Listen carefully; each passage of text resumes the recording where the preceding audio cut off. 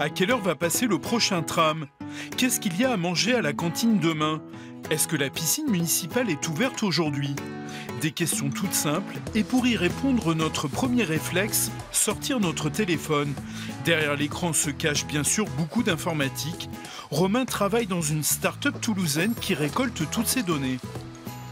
On a 18 services différents qui sont sur l'application, donc qui vont des transports en commun comme le bus, le métro, le tram. On a les vélos qui sont disponibles, donc la station la plus proche, le nombre de vélos qui restent. Et après, on a tout ce qui est donné un peu événementiel, donc on a tout ce qui est agenda culturel, musical, sportif. Toutes ces informations sont réactualisées en permanence et surtout, elles sont gratuites, disponibles sur les ordinateurs des services publics et des mairies. La ville ouvre les données. Les startups, en travaillant éventuellement avec des grands groupes, ils peuvent imaginer des produits intéressants, innovants, avec un coût limité. Et finalement, le citadin, enfin l'habitant, c'est le gagnant dans l'histoire parce qu'il va accéder d'une manière simple et facile aux services de la ville.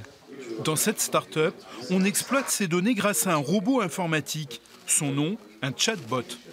Chat et bot. Donc il y a l'aspect conversationnel, mais il y a aussi l'aspect bot, donc c'est l'aspect machine de la chose. Donc c'est comme si on est en train d'échanger. Le chatbot, c'est donc un ordinateur avec lequel on dialogue de façon naturelle, sous forme de texto. Il y a les horaires des transports en commun, comme on a vu, mais aussi les menus des cantines ou encore les nouveaux livres dans les bibliothèques municipales et même les cafés qui ont des terrasses. La liste est très très longue. Par exemple, à Toulouse, il y a 273 sources de données en accès libre, c'est-à-dire en open data.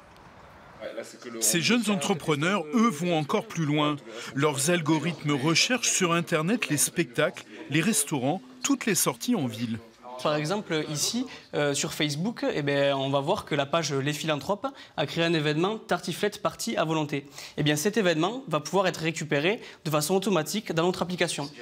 Leur application surveille chaque jour près de 20 000 pages Facebook, Google, Wikipédia ou TripAdvisor et conseille les utilisateurs. Plus je l'utilise, plus elle va apprendre de mon utilisation. C'est du machine learning et elle va affiner la recommandation en fonction de mon utilisation pour pouvoir améliorer la recommandation et proposer des choses qui me correspondent parfaitement. Au baromètre mondial de l'open data, la France se classe au 2e rang des pays à diffuser librement leurs données publiques.